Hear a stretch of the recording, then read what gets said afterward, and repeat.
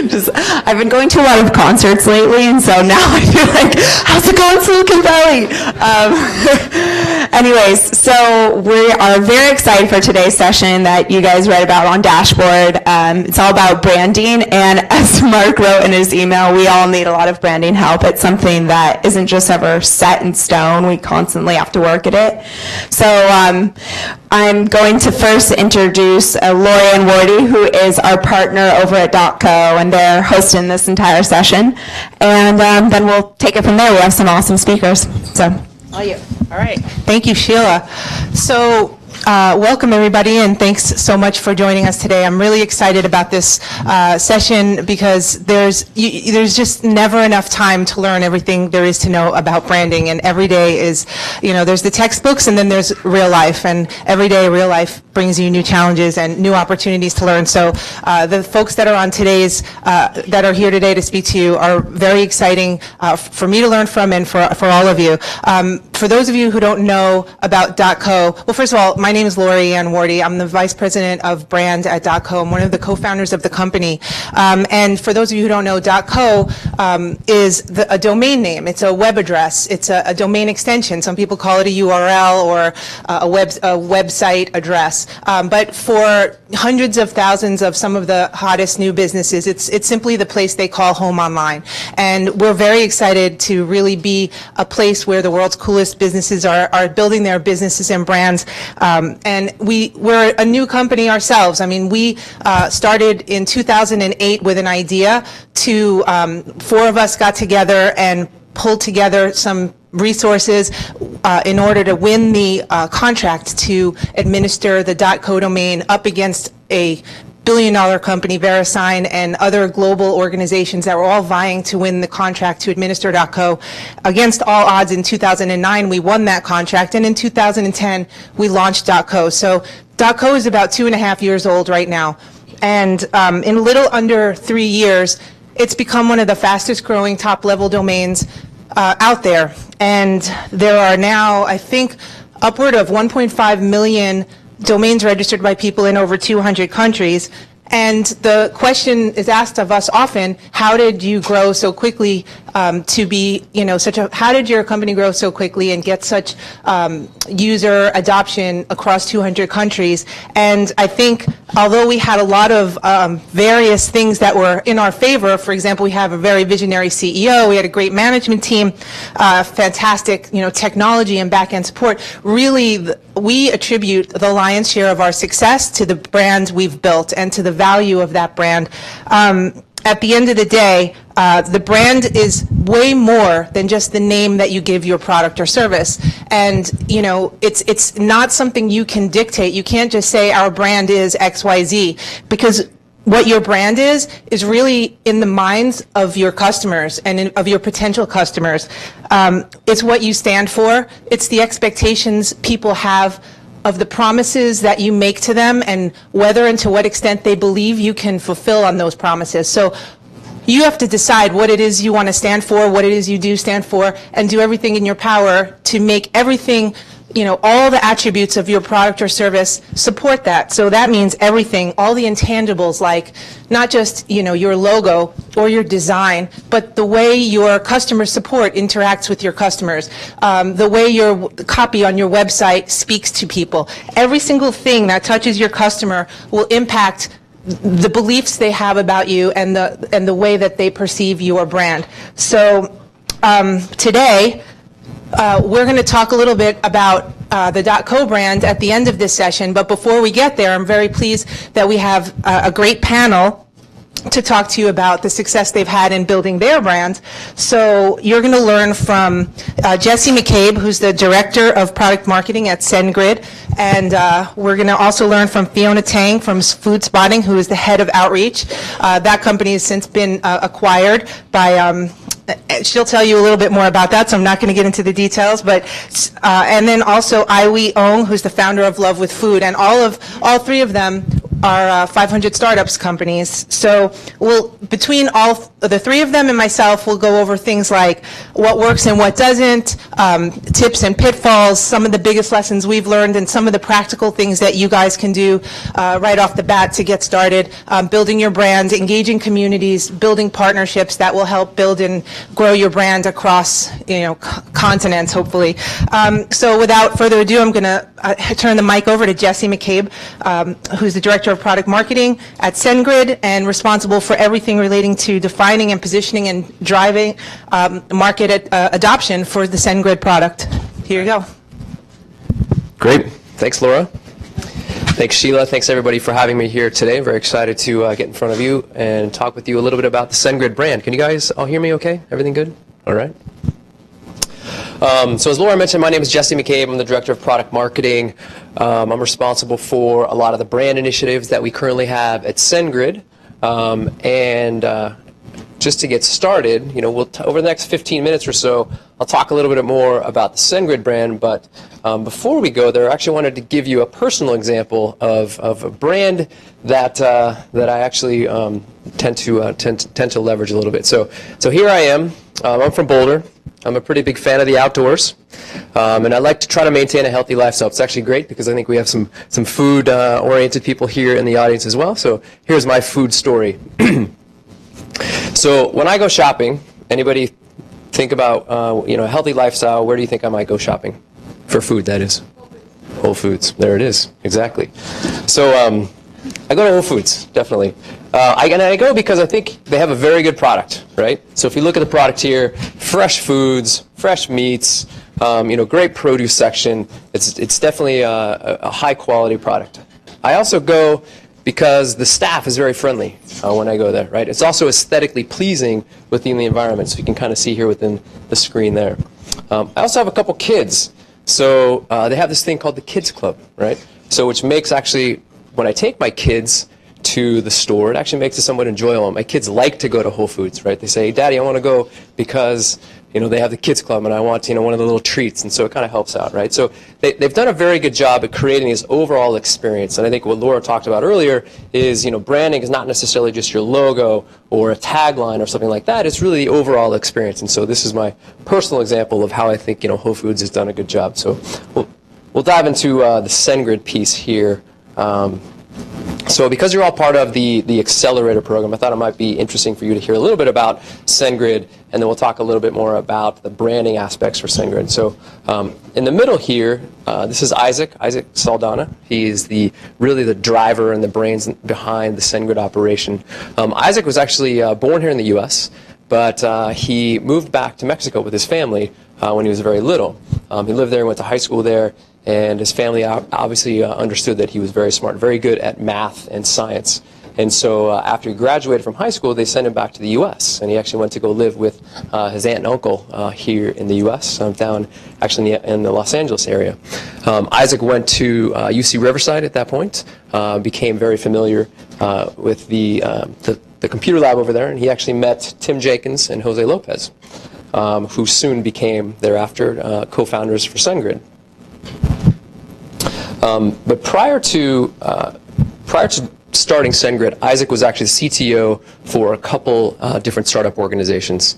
And as a CTO, he actually realized that there were some challenges with taking the technologies and the web-based application technologies that he was working on and integrating those with the ability then to send email. So he understood that there were definitely some challenges there, and he then started speaking with Tim and Jose about how they can best solve these problems. So ultimately then they started SendGrid. SendGrid was known as, originally actually, the original brand was SMTP API, which is kind of interesting. That quickly got thrown out when they started to go into the Techstars program, and therefore became SendGrid after that. And we also have, they actually collectively decided to bring on Jim Franklin then as the CEO for SendGrid, and Jim continues to be our CEO today. So then here's a quick timeline of some of the major milestones involved with building SendGrid, and I'll just kind of go through this real quick. So SendGrid, Jose and Isaac and Tim, they started working on SendGrid in January 2009. SendGrid was born after graduating, essentially was born after graduation from the TechStars program in Boulder, August 2009. And then they raised $750,000 shortly thereafter. You can see the brand evolution, however, on the left as well, which I think is kind of interesting. So SendGrid, then we actually went in April 2010, raised $5 million in our Series A round, and then about a couple years later, raised $21 million in January 2012, and obviously our trajectory has continued to grow. So a good study on actually how the organization continues to grow. So today we're at about 100,000, actually 150,000 customers, 100 billion emails. We actually just passed that particular mark, that milestone, and we're at 130 plus employees as well. So continue to grow. So I know that there are some SendGrid customers in here as well. So thank you all for your business. All right, so that's the quick SendGrid overview. So what is a brand? And I think we actually kind of discussed some of this. So a brand is not necessarily just a logo.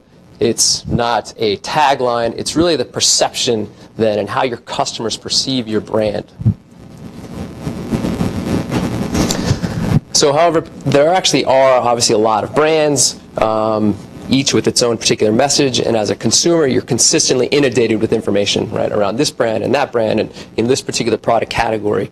And so the internet also kind of contributes to this. So a good brand then also has to allow you to save time, right? So Nike, I think, is a good example then. If I'm going shopping for shoes, right, I might understand and I might trust the Nike brand, and so therefore that saves time. I understand what's happening within the shoe category. I might choose a Nike shoe if I'm familiar and I trust that brand. A good brand, I think, also consistently then projects a consistent message and a good, strong message. So I think Volvo is a very good example there. Anybody know what the Volvo message is? Very safe. Yeah, exactly. Safety. So again, you guys understand it, right? So it's a good, consistent message. And I think then another thing that a good brand will do is actually it'll provide identity. And I think there's probably no one better at this point in time than Apple, right? So I think Apple obviously has its huge followers, people that actually wait and look for, the next iPhone or the next iPad to actually come out and go to the store and actually purchase those, right? So there's definitely a following. There's something around the environment of owning an Apple device. So obviously those three brands, they've been in the market for a long time, right? It takes a while to build up that brand. So really, what can you all do then to help build your brand? So we're going to talk a little about what are some of the strategies. So the first thing that you need to do is understand your market. So who knows who this guy is? Any guesses? This is a hard one. You might get the next two. So this guy, any guesses? No? All right. This is Henry Ford II. Anybody know what Henry Ford II was responsible for? What made him famous or infamous? Ford logo, chocolate. All right. He made everything on the same.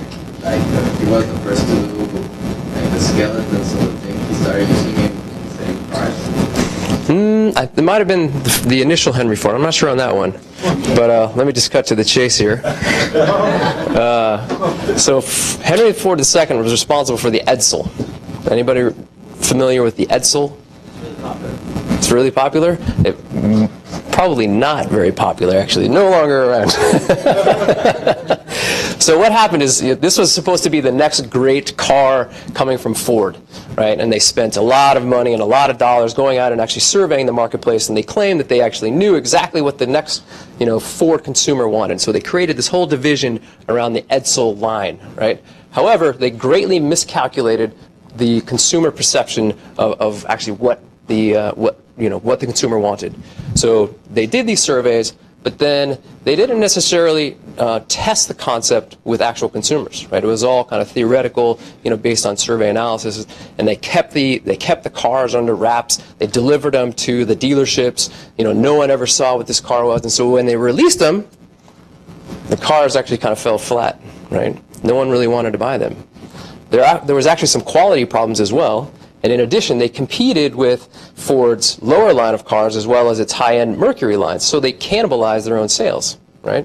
So a good example of what not to do and how not to understand your market, right? So here's a couple things. So I don't think they really understood what the problem was that they were trying to solve. Right? They're selling cars that, into a market where people actually are still, buying some of their cars, but now they're cannibalizing their sales, right? They didn't necessarily understand who it is that they're trying to sell to, and they didn't necessarily know where their buyers were looking for information. They didn't have good information coming back on that. So it's a good example of, I think, what not to do. So the SendGrid approach. So Isaac was actually CTO, obviously, for a couple separate startups, and he understood the challenges around email deliverability and how developers wanted to leverage an infrastructure for email deliverability. And so some of the tactics then that Isaac deployed were, first of all, really leveraging the network that he had, right? So leveraging the Techstars network, the mentorship, the contacts that he had, leveraging, Dave McClure and the 500 startups, individuals that he had been working with to best grow his organization, best grow his business there. He also leveraged then social media channels, so understanding, what are some of the forums by which developers are interacting, right? Getting in front of those forums and understanding what are developers talking about and what are some of the challenges then that he can best solve from an email deliverability perspective. And then as customers began to come on, so the Get Satisfactions, the Hootsuites, they were actually a couple of the first customers that Isaac had. He began to actually leverage those and leverage the customer testimonials that were coming from those organizations, right? So this helps then provide credibility to his organization, credibility to his products, and really, begin to develop kind of an organic flow of information. One thing, actually, I don't know if you guys are familiar. There's a book out there. It's called The Referral Engine, and it's by a man by the name of John Jantsch, Jantsch. So it's a good way, and it's a good book on how to teach your business to really market itself via referral. So anyway, a good kind of resource if anybody's interested there. Do you have a link to that, or? I don't, but I can get it for you if you want to talk with me after this. So the next thing you need to do then is define your brand. So who knows who this guy is? A little more well-known, maybe. A little more modern. Starbucks. There you go. Exactly. Do you remember his name? No, I just read the. Oh, no. Oh, that was supposed to not be there. All right. Yeah, that guy. So Howard Schultz, right? He started Starbucks. I'm sure everyone knows who Starbucks is, right? So Starbucks, I think, is a great example of a brand that provides a lot of these items right here. They're very consistent with what they do in the market. Very clear messaging, right? Whenever you go to a Starbucks, you know what you're going to get. You know the experience that you're going to get when you go to a Starbucks, right? And so what Howard Schultz did is actually he entered Starbucks into the commodity market, and he created a very differentiated experience and a very unique experience, and an experience kind of around that whole idea of buying and drinking coffee, right? So created a brand out of that, and helped obviously elevate Starbucks to kind of where it is today. So also as a result of that, he was able to create that premium brand. He's also able to charge then, $2 for a cup of coffee, $5 for a mocha latte, or whatever some of the larger drinks are over there. So definitely a premium offering in the market. So at SendGrid, then, one of the initial ways in which we are effective at growing our brand is by leveraging what we call developer evangelists. So this is a team of individuals that came into the market, and we actually sent them all over the country, and then eventually all over the world. Right? So these are individuals that help speak to our target audience of developers. Right? They help sponsor hackathon events. They help sponsor other events. That might be in the area that developers actually go to, and they get in front of them, and they help to demonstrate then how you can actually integrate with the SendGrid technology. So then after that, one of the other strategic initiatives we had over the past couple of years is what we call SendGrid Everywhere. So it's not only then sending developer evangelists out, it's sending them out with obviously SendGrid swag and T-shirts and stickers, and we've actually sent some of those here as well as part of this. So there's some stickers in the back. I think there are some T-shirts eventually. I don't know. I don't think they got here, but they'll be here soon. Just as part of that branding effort, right? And so it's actually an organic effort as well. So it's funny, a story, and we recently had somebody who was looking to get a job at SendGrid, and they came in and they saw everyone wearing SendGrid shirts. They're like, did you hire them, or did you just contract them? yeah, we actually hired them. Yep. Full time. Yep. So hired them, and then they began to go out. I'm sure there's probably an opportunity to do some contracting as well. maybe there's some other partnerships that you might look at. We've actually talked with a couple startups in the Boulder area to, try to share some resources around that. But yeah, it's a great way to kind of get in front of your target audience. At what stage did you guys invest in this? Were you guys in the seed stage company hiring developer evangelists? Was this like your Series B? Where in the evolution of the company did you guys invest in boots on the ground? I'm not sure the exact time frame, but I know that the first community guy that started was a little bit after our Series A round. So I think after that, then we began to, so he's the director of, the developer evangelist team. So he was the first one, and then we started adding on others. I think right now we're probably at about 10, 12 or so developer evangelists. So really a key part. If you could, personally, I probably a lot of people here really appreciate, how SendGrid was able to sort of build that brand at the seed stage, at the really, really early stage, because I think probably a lot of people here don't have $5 million in the bank to invest in marketing. So if you could talk about that would be Okay. Yeah, let me go ahead and get through this, and then we can talk about some of the other pieces maybe afterwards, if that makes sense. What's that? Another question? Yeah. In Brazil, Pedro's Argentina is very famous in the community. Absolutely, yeah. Pedro's a good guy, so. Everybody was SendGrid. That's good. All right. Yeah, I know he's well known. He actually just got back from a trip over there, so yeah, he's kind of like the business development evangelist, right? All right. So the third thing then that's also important from a branding perspective is to continue to differentiate yourself. So one more person here. Who knows who this guy is? Anybody? Have you heard of Orville Redenbacher? Yeah? Anybody know what Orville Redenbacher did? I guess it says right there, huh? Popping corn. So Orville Redenbacher came into the popcorn market, right? So a very commoditized market once again. And what he did is actually he created a brand promise of, all my popcorn is going to pop, right? You're not going to have any kernels that are left over. He also then created a very unique brand and a very endearing brand around himself, right? And it created, again, similar to Starbucks, kind of a very unique environment and a very unique brand. And ultimately, the market responded to that and began purchasing his product, right? So again, another good example of how to differentiate yourself based on the market that you're seeing. So he understood the market. He understood, how to elevate, his brand within that particular opportunity, within that market opportunity. All right. So again, from a SendGrid perspective, when Isaac and the team, they founded SendGrid, they understood that there really wasn't a solution out there that could solve the email problem that they were experiencing, right?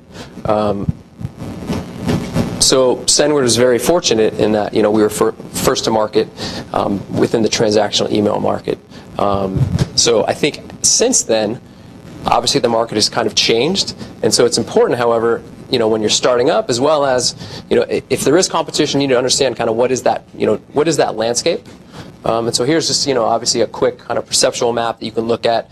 Take some of the important variables that are important to your business, important to your opportunity, and then plot those out, and then look at where do you sit relative to the competition. And that will help you better understand what that position is, what that opportunity is, and what's that space then for you to occupy from your business perspective. So there's a couple other things then. So that was kind of the market analysis piece. And then currently we actually do a lot of content marketing. So we have some data sheets. So again, articulating the differentiation for our products and our brand. Developing some other content marketing pieces, some download type pieces, again, to generate leads, as well as to try to articulate a little bit more, what that opportunity is. And then we obviously have daily blogs that go out, so again, to try to generate that buzz, to try to, consistently put out a message into the market that people can respond to and understand.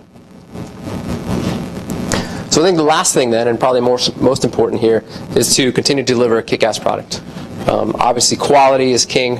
You're not going to be successful unless you have a quality product. I'm sure everybody in here is actually doing a great job at delivering that kick-ass product within this particular environment. There's a lot of mentorship, so that's great. But obviously that's huge. So a good product can ultimately begin to sell itself, right?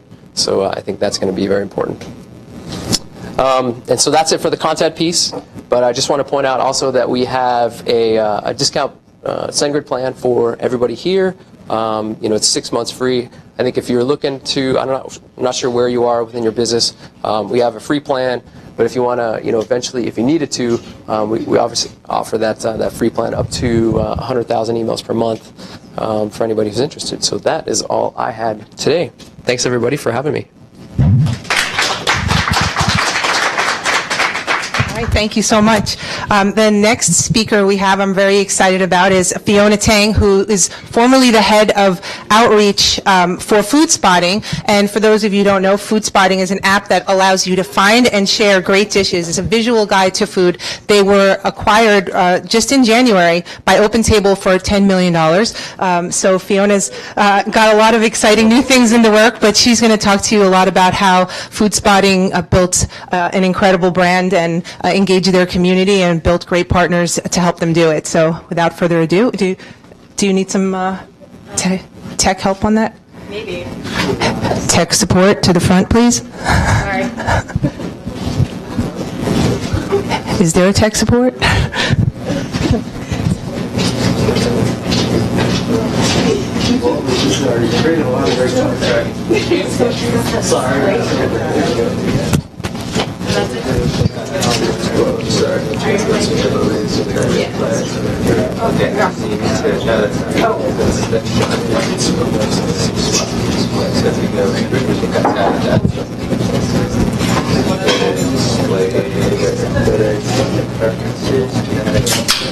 Sorry, guys.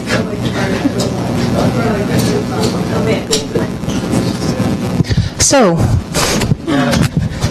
just kidding. Anybody have any jokes to tell or?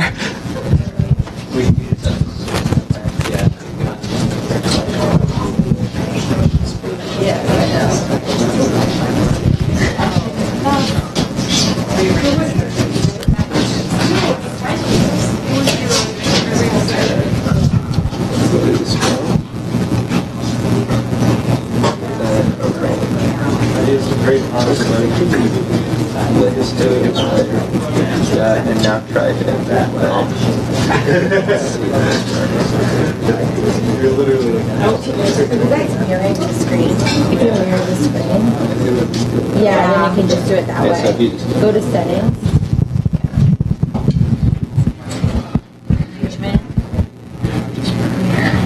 Oh, good to know. Yeah. Awesome. Great. It's okay. All right, here you go. Thank you for your help. All right. Sorry about that. Hi, everyone. Hi, live stream. Okay, so just to start out, I will tell you a little bit about myself and why I'm up here. I was most recently at FoodSpotting of 500 Startups, which was, again, acquired by OpenTable. And while I was there, I was responsible for a lot of FoodSpotting's brand. And then since then, I've gone on to start my own consulting company to help startups with their marketing and communities. So I live and breathe branding quite a bit, as you can imagine. And I will say that branding is one of the most important decisions, a series of decisions, if you will, to ensure the success of your company. I think I'm going to skip through some of the stuff that I was going to cover just because it's already being covered by Lori and by Jesse, so really is just more about like why branding is important, because it is. So first impression, that's what you get when you come onto a website or a logo or a tagline.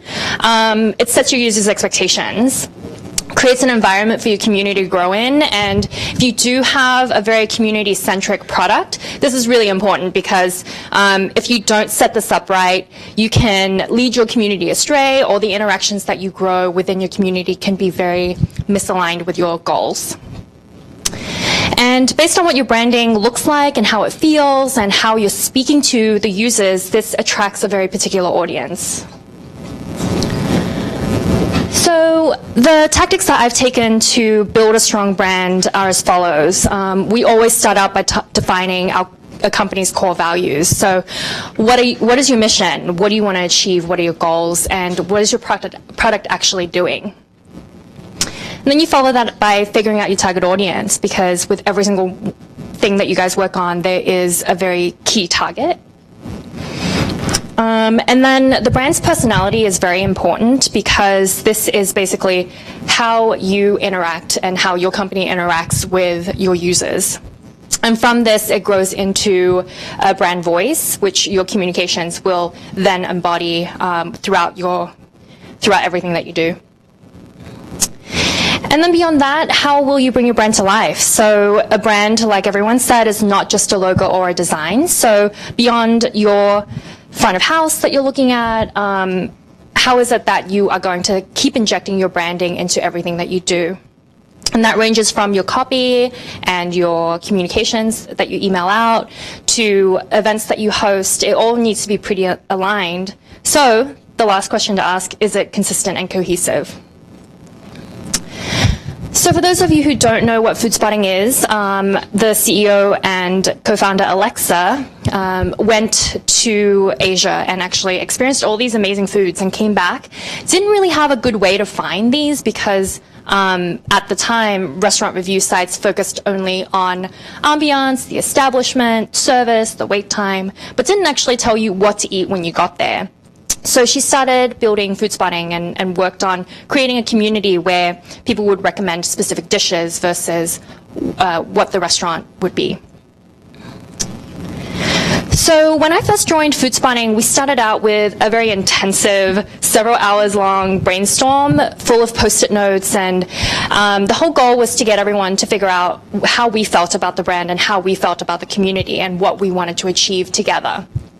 So out of that, we agreed on these core values. We wanted to be very dining and dish focused.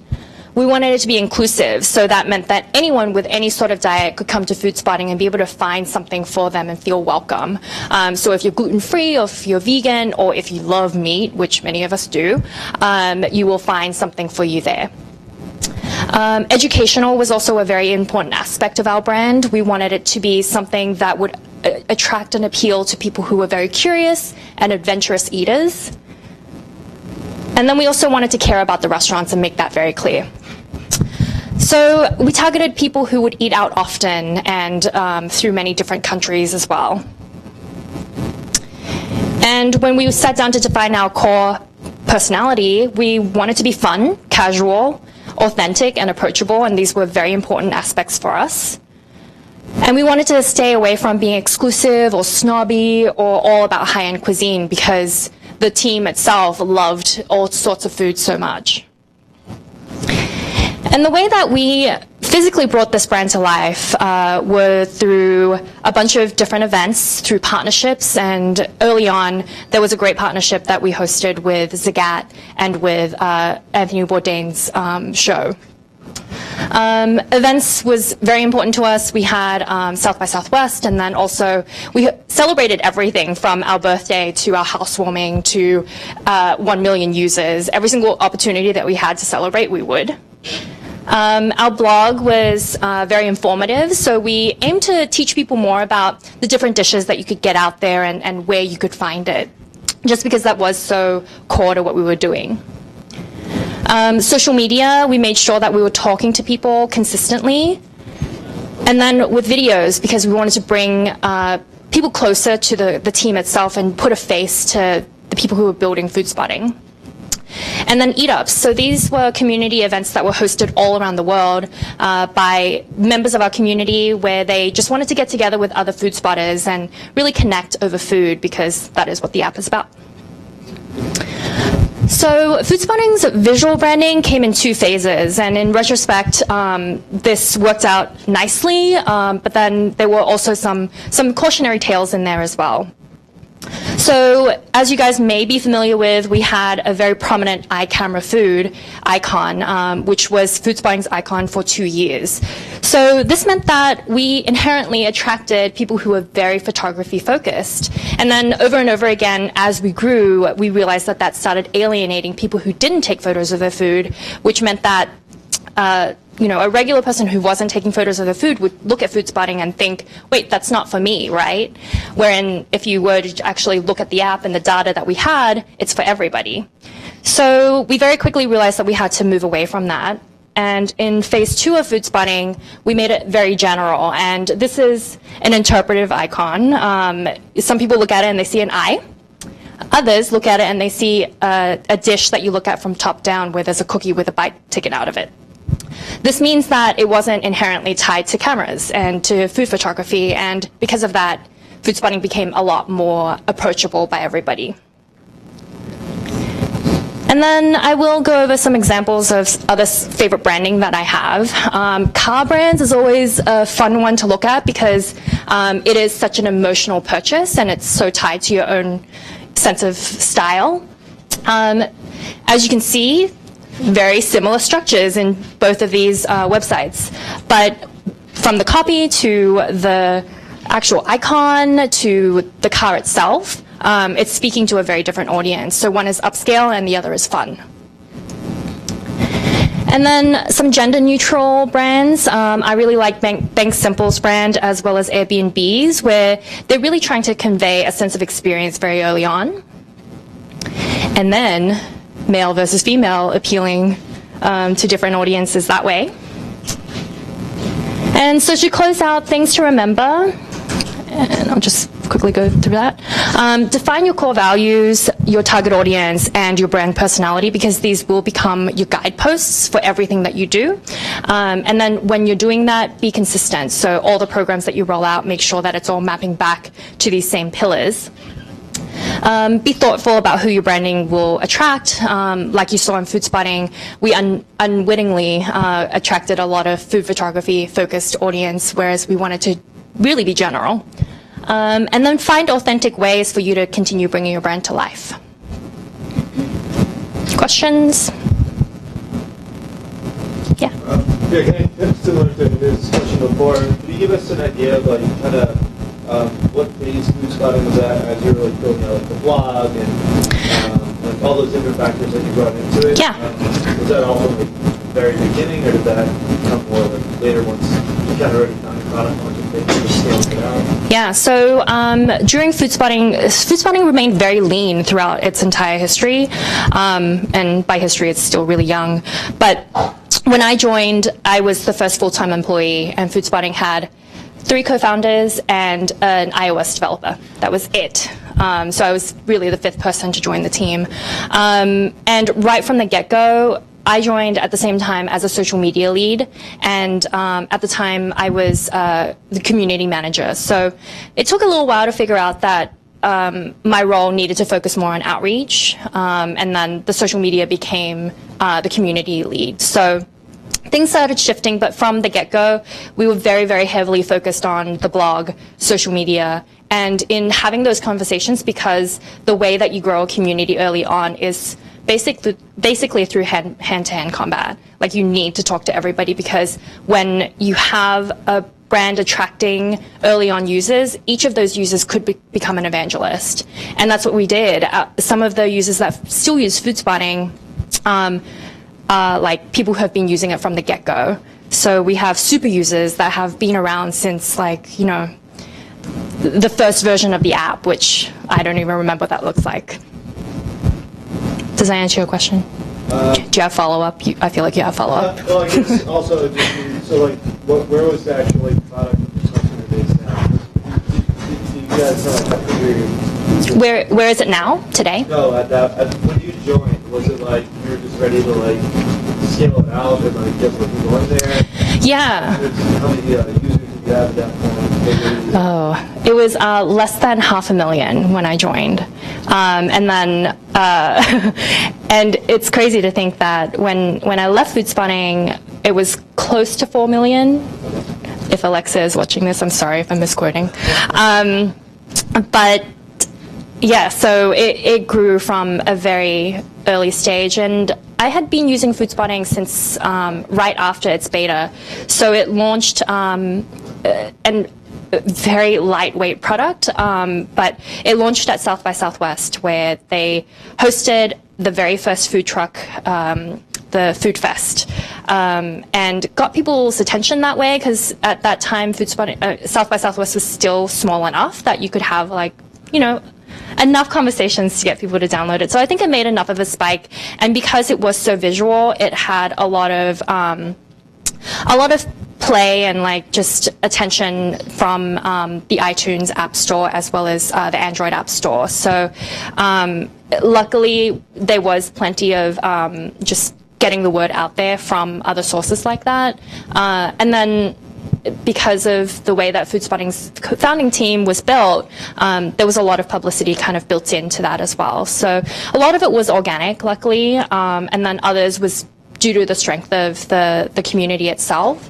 But when I joined, it was very, very small.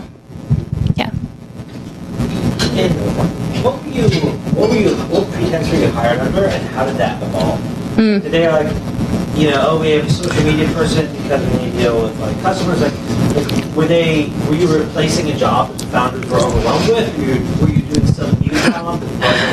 Yeah, I kind of look at it mostly title, just because I feel like when I joined, the emphasis has always been on the community and always on how to market to the community. So even though I had a community manager role at first, I was doing things from helping with partnerships and lining things up and executing on like the actual program of the partnerships to event planning. So I actually planned all of South by Southwest's events themselves, like getting the vendors, working with the sponsors, getting prizes so that there was something there for people to want to get, like, you know, interact with the product for. And then that ranged from support to like doing social media and writing blogs. So while I think the title has changed, the role itself has always been very amalgamated. It's just a lot of different stuff. So it sounds like you just you're additive to what the team was already doing. Correct. You didn't come in and do something entirely new for them. No, because I think when you're that small, there's like a very key set of priorities that you have no matter what. So there's even if it wasn't my set of skills, someone would have come in and needed to do the support and needed to do blog posts and communications and all that stuff. And I think it helped that I had a broad set of skills. I'm talking about me a lot, guys. It's weird. It helped that it was a broad set of skills, and I think when you're hiring early on, you do need someone who can take on a lot of different stuff. And through that, I actually realized that I'm really great at event planning, but actually don't enjoy it that much. And you know, after a lot of events that are like 4,000 or 5,000 people, which, you know, the coordination, as you can understand, is a lot of work. I realized that I really just wanted to focus on the user engagement and the community. But I think it was a great experience overall. I don't know if I answered your question. Okay. One other question. Yeah. What were the most highly leveraged marketing efforts or customer acquisition or engagement things that you guys did? Was there anything in particular? Were events like a huge driver? Was it content? Like, what was the most effective? Like, we're all running startups. We don't have resources, right? Right. If you only had to do, have one arrow in your quiver, based on your experience, obviously, what would you advise people to do? What's funny about that is that Alexa just tweeted the other day that it's been a year since she did a spot on the Today Show. So the Today Show came in and filmed this amazing, like, it took them 6 hours or something, but it condensed down to like 2 minutes on air. It was great, but she said that it wasn't as big of a silver bullet as she thought, because there isn't just one thing that you can do to really nail it. I will say that the one thing that we've seen the biggest spike in every single time over and over again is really being featured in app stores or, in the Android marketplace. So that was really a combination of luck and relationship with the developer evangelist. So I would say, like, if you can figure out how to do that, great. Otherwise, a normal average startup would need to keep working on building the community and getting it to a point where you make your evangelists work on behalf of you and then with you so that it continues to grow. And that definitely did not happen overnight. We started testing a bunch of stuff.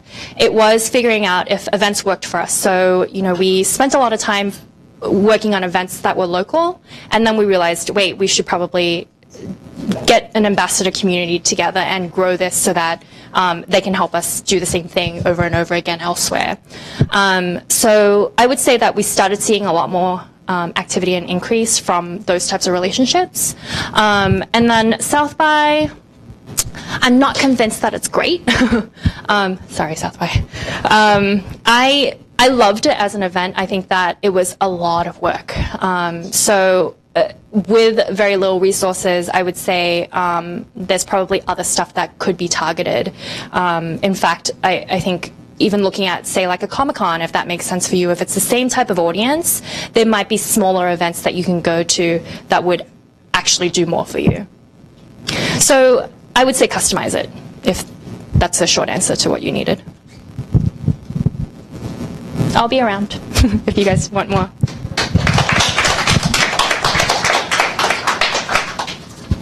Okay, thank you so much, Fiona.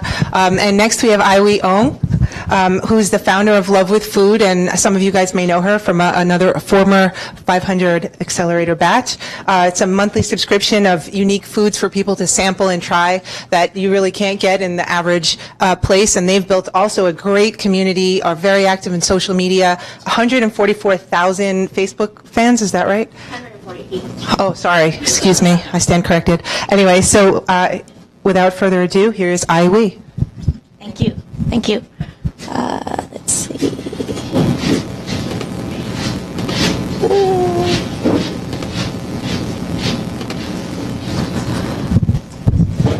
Hello, my name is Aihui. I'm the CEO and founder of Love with Food, and what we do is we provide the Amazon of gourmet experience. So, like yourself, we were part of batch 3. So we graduated, I think, February of last year. So here, this talk is more about what we've done since we graduated from 500. Feel free to stop me if there's any questions. So a little background what we do. We are e-commerce for gourmet food. We have a monthly subscription where we send you a box of gourmet samples to try for only $10. And we also have an e-commerce store where you can come back to buy more of what you love. So we're always eating. So this is our beginnings. As you can see, this was January 2012, and basically 500 Startups was our warehouse and fulfillment center. Everything was packed here, everything was shipped here. Even the mentors came to help to fill our boxes. So where you're sitting right now is very special to me. So 15 months later, what have we accomplished? We partnered with Andrew Zimmern of Bazaar Foods. He's on Travel Channel. We were on the Marie Osmond show. If you go to YouTube and search Love with Food, we have over 4,000 user-generated videos. And Insta voted us as the best of Web 2012. And if you go on the blogosphere and search for us, we have more than 5,000 bloggers reviews. So how did we do this? In a very scrappy way. So I am not a branding expert. I do not have a PhD in branding. I am Ruby on Rails developer. So whatever I say, take it with a grain of salt, okay? So to me, in my mind, what is a brand? A brand is like growing a plant. A plant needs water, a plant needs sunlight, a plant needs pruning. By the way, that's my tomato plant. And it needs so many different elements to build a brand. And it needs so many elements to grow a plant. So looking back the last 15, 18 months, what have we done in the different elements that goes into our brand? So these are the different things that we've done.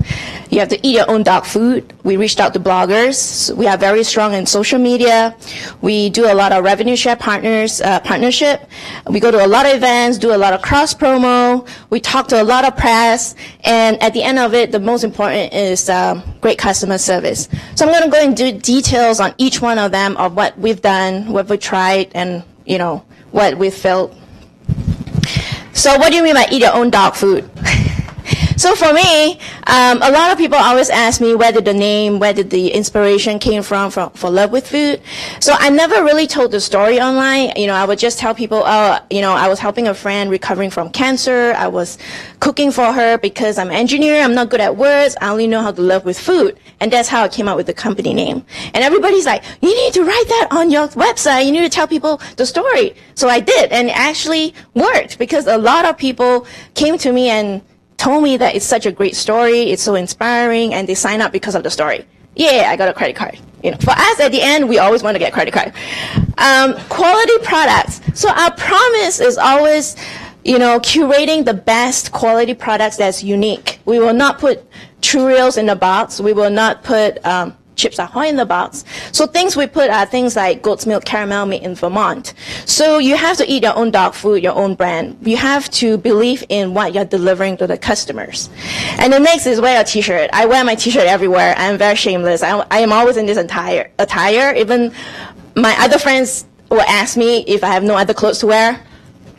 I can seriously tell you, I wore this t-shirt and investors stopped me on the street and said, hey, I know about your company. And he wrote us a check 2 weeks later.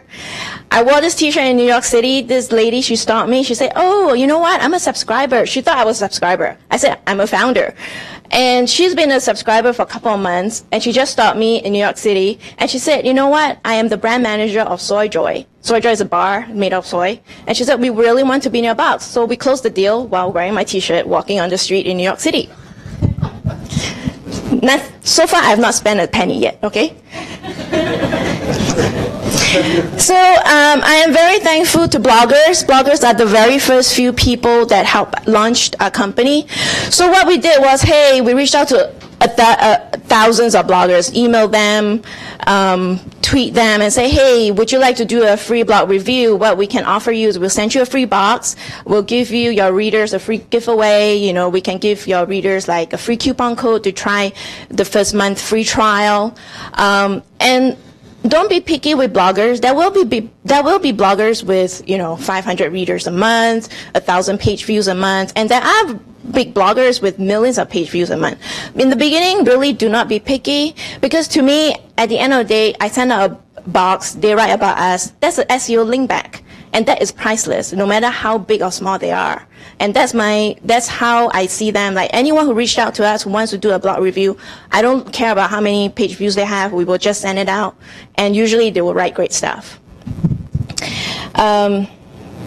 And social media. So we are very active on social media. We post about 3 to 4 things a day, either on Twitter or on Facebook. And also on Facebook, we help promote other people's content, not just our own content. And asking questions on Facebook is very engaging. So like on the left, we ask people, can you figure out how many vegetables are on this plate of vegetable? As you can see, there are more than 200 shares just on this post. And then on Twitter, every time we send out our box, we'll tell our subscribers. Actually, we don't tell. They actually automatically do that now. They'll take a photo with the box of themselves, post it on Twitter. And Twitter party. Does anyone know what is a Twitter party? Okay, you need to get out Silicon Valley. Our audience are mostly women, 25 to 54. Twitter party is the best way to get your brand trending in less than 20 minutes, okay? And this is one of the most, we spent $1,000 on Twitter party, so we paid someone who's an expert at running Twitter party. So she told us what to do, and we only paid $1,000. She told us what to do, what are the questions that she's going to ask during that 1 hour Twitter party. It's like a Tupperware party, but it's a Twitter party. So it's usually from 6 p.m. to 7 p.m. Pacific time, because a lot of people are, they put their kids to bed on the East Coast already. So during the hour, they'll ask a lot of questions like, what's your favorite food? What's the favorite gift you give away? And a lot of people will start responding. And our hashtag is Love with Food. We started trending in less than 20 minutes. So I would highly recommend doing a Twitter party. So when we first was covered by TechCrunch. Living Social read about that. They contacted us, wanted to help promote us to their subscribers. And then At Mama Bear last year, I met the VP of Marketing of Plum District, and she was very interested to work with us. So with Living Social and Plum District, the rest of the brands started to know about us and came to us and said, hey, do you want to do a revenue share? So each of them has millions and millions of subscribers. And they actually, by doing a partnership with all these brands, they actually help spread our brand like wildfire. We go to events a lot, so know where your customers are. So last year we had a kiosk at Blogger, tiny startup, so hence tiny kiosk. And Blogger is a great way to get to women and bloggers, and everyone is very interested to do reviews. And then, we have the supply side, which is the food. So we go to Fancy Food Show, build relationship with a lot of food brands. Then we go to Food and Wine Festival, like we went to Hawaii, and that's how we managed to stock Chef Ming Tsai of Food Network. And went to New York City Food and Wine. I have a PhD in stalking people, so that's how we get celebrities to work with us for free. So Andrew Zimmern actually was, we met him in New York City, and he actually agreed to work with us with zero equity and $0. Cross promotion. Okay, so our audience, as I said, women 25 to 54. So I recently sent out email on Dashboard asking people, hey, are you guys looking for this audience? You want to do cross-promotion together? So we did cross-promotion with all these brands. They are all 500 companies. We all did stuff for each other for free, cost $0. Okay, so what we did was, hey, you want to mention me in your newsletter? And I mention you in my newsletter. So all this is just reaching out to another 500 family company. Cost nothing, just time. Free press that we got. So on the left, as you know, Alexa Tosi, the way we got into TechCrunch is because I trapped her in the bathroom here, in the female's bathroom, and convinced her to write about us. And Forbes, the Forbes reporter was here at the demo day. So my advice to you, demo day is a great day to build relationship with press. Not just investors. And then I went to a food startup event, and I met the editor of Silicon Valley Business Journal, and they wrote about us. We were on the homepage. And the InStyle magazine editor was actually our subscriber. So she found out about us from another blogger, and she loved us so much that she decided to write about us in InStyle. All this, free. Okay, we never hired a PR agency. So at the end of the day, the one that we focus the most is customer service. Everyone in the company has to do customer service. We are a team of 9 now, including engineers have to do customer service. If you don't understand the pain of a customer, you wouldn't know what to build. You wouldn't know how to speak to a customer. You wouldn't know what to sell. So our biggest competitor is Goody. It's owned by Walmart. And someone actually recently asked on our Facebook page, is Love with Food better than Goody's? Our customers actually responded on our behalf. We don't even have to respond, saying that, like Bella Ferreira said that our customer service is better. Gina Lee said that, Love with Food is nicer to their customers. So at the end of the day, like every Monday, when we have team meeting, when we sort out what are the features to build, the customer service team is the team that leads the company, not the other way around. And that has always been the focus of the company, great customer service, no matter what role you play in the company. And that's it.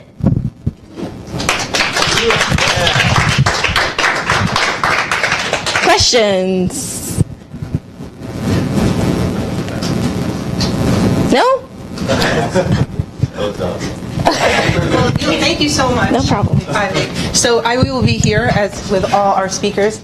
Actually, I think Anna is going to bring up her computer, but thank you. So to wrap this up, we'll talk just a little bit about some of the lessons we've learned, and actually I'll end up going through them really quickly because so many of the things that we already spoke about are some of the key things that have really helped with building the .co brand. But the key thing that's really interesting for us is that with .co, we were trying to build a brand in an industry where no other domain extension has ever tried to build a brand. All domain extensions until now have really been treated like utilities. Just, you go to a website to buy a domain like a GoDaddy or Network Solutions, and the only differentiator you will get is a drop-down box with different letters to the right of the dot, but with really no color, no substance about why one would buy one domain extension versus another. And the only real distinguishing factors are the price and the placement in that drop-down box. So when we started .co, we said, how can we learn from what all these other competitors have done in the past? How can we do things better, differently? And how can we really stand out in this marketplace of utilities and make .co into something that's different than all the rest? And the other challenge that we had is that it was hard for anyone to believe that the marketplace for domain names could actually be disrupted in any way, shape, or form, because there was this 800-pound gorilla in the room called .com that has a 25-year head start and 110+ million domain names registered before we even said hello to the world. So how do you step into a world where there's .com and where no one's ever tried to build a brand before and actually make an impact or get people to pay attention to you in the first place? So the lesson for us has been even a company, an organization that runs a product like .com, where you think is sort of impervious to disruption, is subject to disruption now. Have we changed the world for .com? Are we putting them out of business? Absolutely not. Again, they have 110+ million domain names registered around the world. We have 1.5 million, but we actually have really made an impact on .com, and not just .com, on the whole domain industry, because we're changing the way things are being done in the domain industry, and that's kind of made a lot of companies in the industry sit up and take note, and now we're getting a lot of very flattering copycats, which is exciting. But our strategy, actually, if you can switch to the next slide, one more. Our strategy has been to decommoditize domain names. That's sort of the core of it.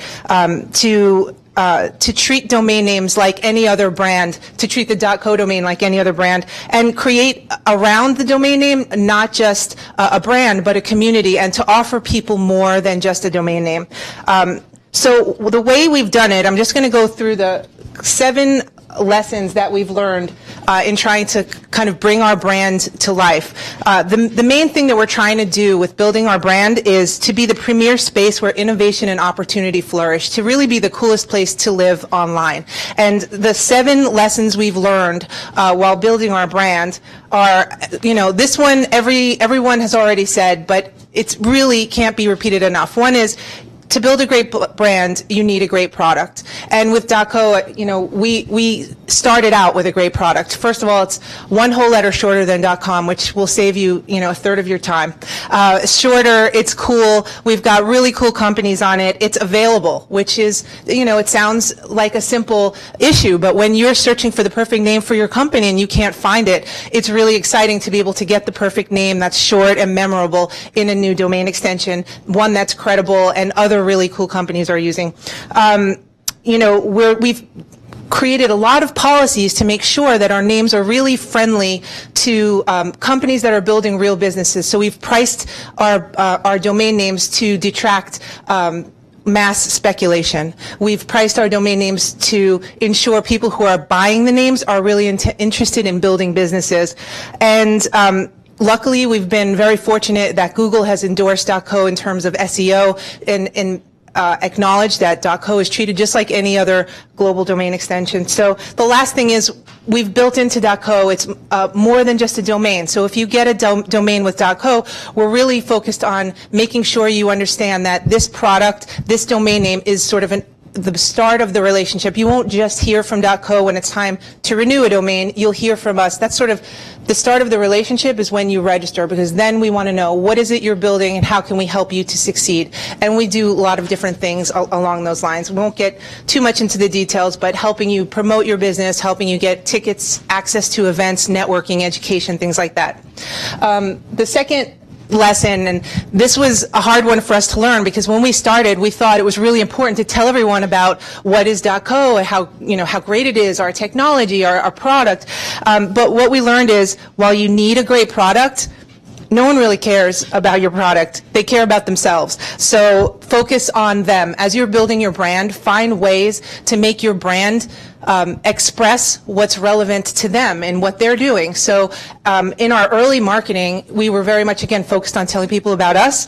As we evolved and as our company grew, it started to shift, and our whole brand building strategy was around understanding who our users are and showing them off, and showing off what it is they do and how they're sort of fulfilling their dreams and aspirations and building great businesses on our platform.